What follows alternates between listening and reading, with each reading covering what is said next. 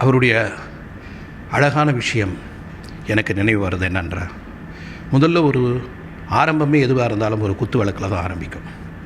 அவர் ஒரு தடவை ஒரு விழாவில் குத்து விளக்கு ஏற்றும் பொழுது, இது இந்துக்களின் கலாச்சாரம், இதில் வரும் ஒளி கிறிஸ்துவர்கள், இதை ஏற்றி வைப்பவன் ஒரு இஸ்லாமியன், இதுதான் எங்கள் இந்தியா அப்படின்னு சொன்னாராம்.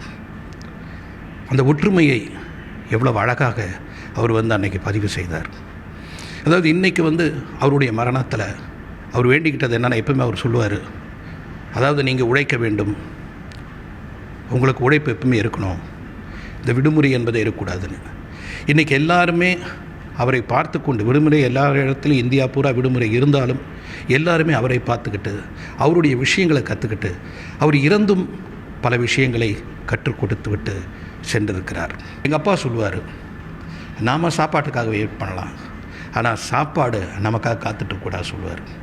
அந்த மாதிரி டாக்டர் கலாம் அவர்களுடைய ஒரு அருமையான வார்த்தை என்னென்னா, நான் ஸ்டூடெண்ட்ஸ்க்காக வெயிட் பண்ணலாம், எனக்காக ஸ்டூடெண்ட்ஸ் வெயிட் பண்ணக்கூடாது அப்படின்னு அவர் சொல்லுவாராம். கடைசியாக அவர் கலந்துக்கிட்ட விழாவில் கூட நான் இன்றைக்கி படித்த ஒரு விஷயத்தை நான் பார்த்தேன். அதாவது இந்த செக்யூரிட்டிஸ் வெயிட் பண்ணுறாங்க, அவர் பார்த்துக்கிட்டு போயிட்டுருக்காரு. இத்தனை பேர் நின்றுக்கிட்டே இருக்காங்களே, அவங்களுக்கு ஒரு சேர் போட முடியாதா அப்படின்னு அவரோட அசிஸ்டண்ட் அவர் கேட்குறாராம். அவங்களாம் உட்காரலாம் இல்லையா, அங்கே கூட அவர் எனக்காக இவ்வளோ பேர் நிற்கிறாங்களே அப்படின்னு வருத்தப்பட்டிருக்காரு. அப்போ அந்த அசிஸ்டண்ட் என்ன சொன்னாராம், இல்லை, ஒருவேளை நின்னால் தான் உங்களுக்கு நல்ல பாதுகாப்பு கொடுக்க முடியுன்ற சந்தோஷத்தில் அவங்க நிற்கிறாங்க அப்படின்னு சொன்னாங்களாம்.